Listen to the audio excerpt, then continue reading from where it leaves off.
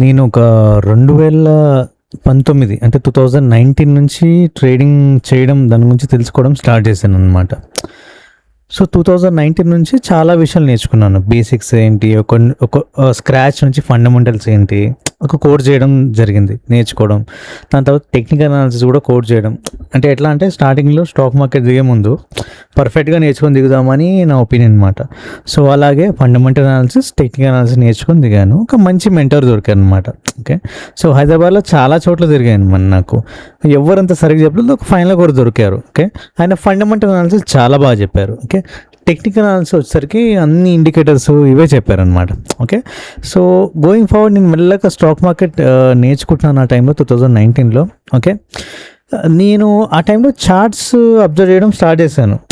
First indicators use చేయడం start చేస్తుంటే బాగా లాసెస్ వచ్చినాయి అనమాట.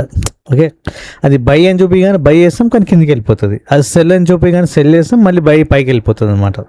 సో అట్లా ఇండికేటర్స్తో చాలా లాస్ వచ్చింది. ఆయన టెక్నికల్ అనాలిసిస్ ఏదైతే కోడ్ చెప్పారో అది ప్యూర్లీ ఇండికేటర్ బేస్డ్ అనమాట. ఓకే, సో దాని తర్వాత చాలా కోర్సెస్ చేశాను, నేర్చుకున్నాను. ఏవి ఎట్లా అంటే ఒక కోర్స్ చేస్తే దానిలో 1% ఉపయోగపడేది అనమాట. మొత్తం కోర్స్ మొత్తం ఉపయోగపడేది కాదు మొత్తానికి. ఎవ్వరూ పర్ఫెక్ట్గా చెప్పట్లేదు అనమాట. సో మోస్ట్లీ ఫ్రీ కంటెంట్ ద్వారానే నాలెడ్జ్ ఎక్కువ సంపాదించుకున్నాను నేను, ఫ్రాంక్లీ చెప్పాలంటే. ఓకే, సో ఇక నేను ఏం చెప్పబోతున్నాను అంటే ఈ వీడియోలో 2019 ఆ టైంలో నుంచి నేను ట్రేడ్ చేయడం స్టార్ట్ చేశాను. మెల్లగా ఇండికేటర్స్ తప్పని తెలుసుకోవడం, ప్లేన్ చార్ట్స్ని చూడడము, లెవెల్స్ గీసుకోవడం అనేది స్టార్ట్ చేశాను అనమాట. ఈ లెవెల్స్ గీసుకోవడం స్టార్ట్ చేసినప్పుడు నేను అబ్జర్వ్ చేసినంతే మెల్లమెల్లగా మార్కెట్ అనేది చేంజ్ అవుతూ వస్తుంది డైనమిక్గా. ఓకే, డైనమిక్ అంటే ఎప్పటికప్పుడు మారిపోతుంది.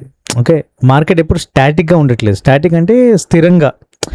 ఏ విషయంలో అంటే ఇప్పుడు మనం ఒక లెవెల్స్ గీసుకుంటాం మార్కెట్లో. ఓకే, మనం ట్రేడ్ చేయాలనుకుంటే ఒక లెవెల్ గీసుకుంటాం. ఆ లెవెల్ గీసుకున్నప్పుడు దాని దగ్గర వచ్చి టచ్ చేసి పైకి వెళ్ళినప్పుడు కానీ, దాని దగ్గర టచ్ అయ్యి రివర్స్ అయ్యి కిందికి పడినప్పుడు కానీ, ఓకే, కింద కూడా ఇంకో లెవెల్ గీసుకున్నాం అనుకోండి, కింద కూడా అదే టచ్ అయ్యి రివర్స్ అయ్యి పైకి వెళ్ళడం కానీ, ఆ బ్రేక్అవుట్ చేసి ఇంకా కిందికి వెళ్ళిపోవడం కానీ. సో లెవెల్స్ అనేది ఇలా యూజ్ అవుతూ వస్తుంది మనకి స్టాక్ మార్కెట్లో. ఓకే, లెవెల్స్ అన్నీ ఉండే కూడా అందుకే మనకి రివర్సల్ పాయింట్స్ కానీ, బ్రేక్అవుట్ పాయింట్స్ కానీ అవే చెప్తూ ఉంటాం మన ఇండికేటర్స్. అవే ప్రాపర్ ఇండికేటర్స్ అనమాట.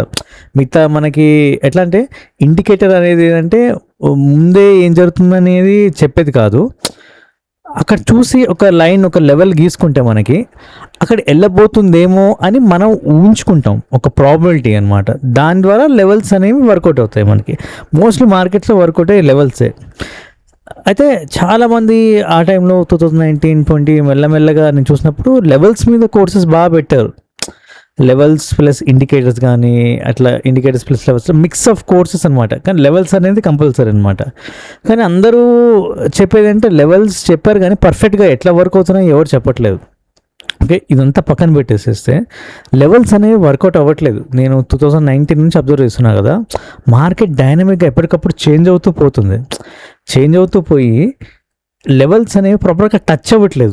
ఈ వీడియో ఉద్దేశం కూడా అదే. మీకు కొత్తగా ట్రేడర్స్ మార్కెట్లో వస్తున్నారు, లేదా ఆల్రెడీ కొన్ని ఏళ్ళ నుంచి ట్రేడ్ చేస్తున్నారు, వీళ్ళకి నేను ఏం చెప్పగలుగుతున్నాను అంటే లెవెల్స్ వర్కౌట్ అవ్వట్లేదు మార్కెట్లో మనకి. ఓకే, ప్లేన్ చార్ట్స్తో ట్రేడ్ చేయడం నేర్చుకోవాలి. ఇంకా లెవెల్స్ ట్రేడ్ చేయాలి, తప్పు కాదు, కానీ లెవెల్స్ వర్కౌట్ అవ్వట్లేదు. ఈ మార్కెట్ చూస్తుంటే ఎక్కువ లాంగ్ టార్గెట్స్ పెట్టుకోకూడదు, షార్ట్ టార్గెట్స్ పెట్టుకొని బయటకు వచ్చేయాలి. ఓకే, నేను అది చెప్పదలుచుకుంది. ఇప్పుడు ఎగ్జాంపుల్ చూపిస్తాను, లెవెల్స్ ఎందుకు వర్క్ అవ్వట్లేదు అంటే ఎందుకు వర్క్ అవ్వట్లేదు కాదు, మార్కెట్ అలా డైనమిక్గా చేంజ్ అయింది రీజన్ చెప్పాలి అంటే. ఓకే, లెవెల్స్ అయితే టచ్ అవ్వట్లేదు ప్రాపర్గా. ఓకే, కొన్ని ఎగ్జాంపుల్ చూద్దాం. ఇది బిట్కాయిన్ 1 minute చార్ట్ అనమాట. నేను జనరల్లీ 1 minute చార్టే ప్రిఫర్ చేస్తాను ట్రేడ్ చేయడానికి, ఇంకా అంతమించి ఎక్కువ లేదు తక్కువ లేదు. ఓకే, సో ఇది ఒక చార్ట్ అనమాట. ఇక్కడ ఒక లెవెల్, ఇక్కడ ఒక లెవెల్ ఉంది.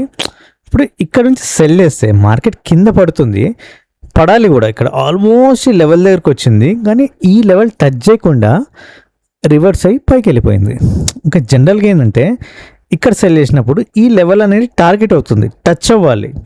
అట్లీస్ట్ టచ్ అయ్యి కిందికైనా వెళ్ళిపోతుంది, బ్రేక్అవుట్ అయ్యి ఇంకా పడుతుంది, లేదా రివర్స్ అయ్యి పైకి వెళ్ళిపోవాలి. ఈ మధ్య మార్కెట్లో ఎలా జరుగుతుందంటే టచ్ అవ్వకుండా రివర్స్ అయ్యి పైకి వెళ్ళిపోతుంది. ఓకే, జనరల్గా ఏంటంటే టచ్ కావాలి ఇక్కడ ఈ లెవెల్, కానీ టచ్ అవ్వలేదు. చూసారా ఇక్కడ పైకి వెళ్ళిపోయింది. ఇక్కడ ఏ ఉద్దేశంతో, ఏ సాలిడ్ రీజన్తో మనం ట్రేడ్ చేస్తాం చెప్పండి నాకు. ఓకే, ఒక రీజన్ ఉండాలి కదా ట్రేడ్ చేయాలంటే. రీజన్ లేదు ఇక్కడ ట్రేడ్ చేయాలి. ఒకవేళ ఇక్కడ పైకి వెళ్ళింది, ఇక్కడ నేను బై చేయాలని, ఈ లెవెల్ దగ్గర టచ్ అవ్వాలి, రివర్సల్ అవ్వాలి, బ్రేక్అవుట్ అవ్వాలి, అప్పుడే లెవెల్ అనేది వర్కౌట్ అవుతుంది మనకి. ఇంకో ఎగ్జాంపుల్ చూద్దాం. ఇది బిట్కాయిన్ కదా, దీంట్లోనే ఇంకో ఎగ్జాంపుల్ చూద్దాం. ఇంకో ఎగ్జాంపుల్ బిట్కాయిన్లో ఫస్ట్ ఇది ఓపెనింగ్ అవ్వగానే మార్కెట్ సెల్ కింద పడింది కదా, సడన్గా రివర్స్ అయ్యి పైకి వెళ్ళిపోయింది. కదా, లెవెల్ సపోర్ట్ ఎక్కడ తీసుకోలేదు. ఇక్కడ నాకేం సాలిడ్ లెవెలింగ్ అనిపించట్లేదు. ఓకే, మళ్ళీ పైకి వెళ్ళిపోయింది. ఓకే, సాలిడ్ సపోర్ట్ ఏం లేదు ఇక్కడ. నీకు ఎట్లా బై చేయాలి నేను? ఇక్కడ పైకి వెళ్తుందని నాకు ఎలా తెలుస్తుంది? ఇప్పుడు ఇంకో ఎగ్జాంపుల్ బిట్కాయిన్ కింద పడ్డది, మళ్ళీ పైకి లేచి కింద పడ్డది. ఇక్కడ చూసారా, ఈ ఆల్మోస్ట్ లెవెల్ దగ్గరకు వచ్చింది కానీ టచ్ చేయలేదు. టచ్ అవ్వకుండా వితౌట్ నో రీజన్ పైకి వెళ్ళిపోయింది మనకి. అయితే ఇది ఇంకో ఎగ్జాంపుల్ చూస్తే నిఫ్టీ చార్ట్ అనమాట. ఓకే, ఇక్కడ నుంచి పైకి వెళ్ళింది. ఓకే, ఇక్కడ నాకు ఈ లెవెల్ వచ్చి టచ్ అయ్యి రివర్స్ అవ్వాలి, అక్కడ కూడా ఆగలేదు, ఇక్కడే రివర్స్ అయిపోయింది. ఓకే, రివర్స్ అయింది, మళ్ళీ ఈ లెవెల్ టచ్ చేసిందా అంటే ప్రాపర్గా ఇక్కడ టచ్ చేయలేదు. ఇక్కడ చూసారా, మళ్ళీ వచ్చింది రివర్స్. ఓకే, ఇంకో ఎగ్జాంపుల్ చూసారా, ఇది నిఫ్టీ చార్ట్.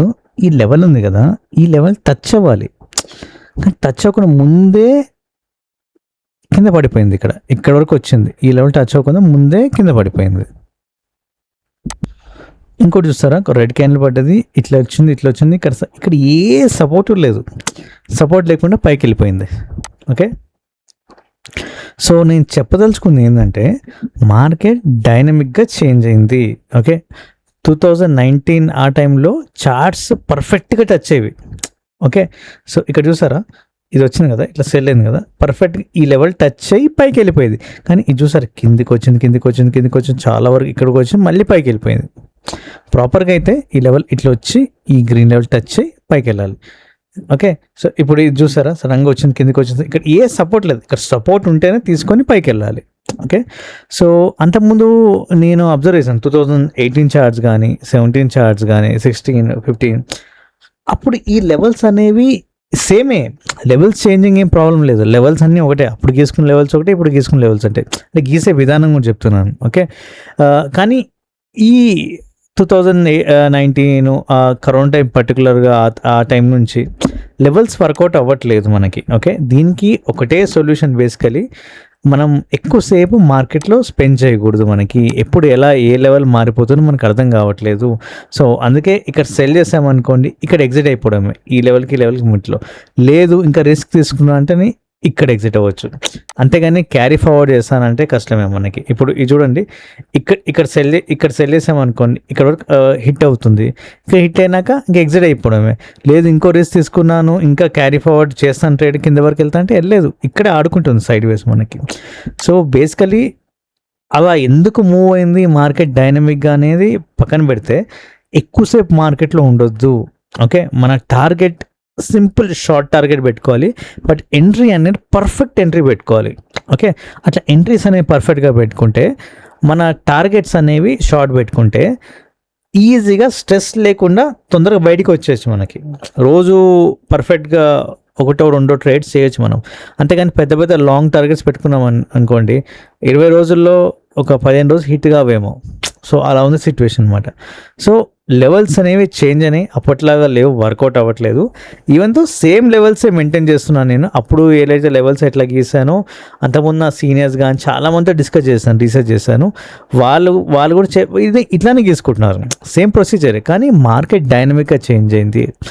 మేబీ రీజన్స్ ఏంటి అంటే, జనాలు ఎక్కువైపోయారు మార్కెట్లో, వాళ్ళకి స్టాప్ లాస్ హిట్ చేసి బయటికి పంపించాలను, లేదా మార్కెట్లో లిక్విడిటీ ఎక్కువైపోవడం వల్ల, అంటే ప్రతి ఒక్కరు ట్రేడింగ్ చేస్తున్నారు కదా, మార్కెట్లో మనీ ఎక్కువైపోయింది. అట్లాగే పెట్టే వాళ్ళు కూడా ఎక్కువైపోయింది, ట్రేడ్ చేసే వాళ్ళు కూడా ఎక్కువైపోయింది. పెద్ద ఇన్స్టిట్యూషన్స్ సడన్గా ఎంత డంప్ చేయడం మనీ, మళ్ళీ సడన్గా పైకి తీసుకెళ్ళడం, కింది కొట్టడం, ఇట్లా చేస్తున్నారు. ఈ సైకలాజికల్ అనేది ఇంపాక్ట్ అనేది చేస్తున్నారు ఈ రీటైలర్స్ మీద. At the end of day retailers suffer అయ్యేది మనకి, ఎందుకంటే డబ్బులు తక్కువ ఉంటాయి మనకి, పెద్ద పెద్ద ట్రేడ్స్ చేయము, షార్ట్ మనీతో ట్రేడ్ చేస్తాం మనము. ఓకే, సో అల్టిమేట్గా లాసే మనకి. ఓకే, సో ఒకటే గుర్తుపెట్టుకుని రీటైలర్స్ మనం షార్ట్ ట్రేడ్ తీసుకోవాలి, పర్ఫెక్ట్ ఎంట్రీ ఉండాలి, ఎగ్జిట్ తొందరగా ఉండాలి. ఓకే, దిస్ ఇస్ ద మంత్ర. ఇది గుర్తుపెట్టుకుంటే మనం మ్యాక్సిమం ట్రేడ్స్ అనేవి సక్సెస్ఫుల్గా ఉంటాయి మనకి. ఓకే, ఇది ఇవాల్టి అప్డేట్. Thanks for watching.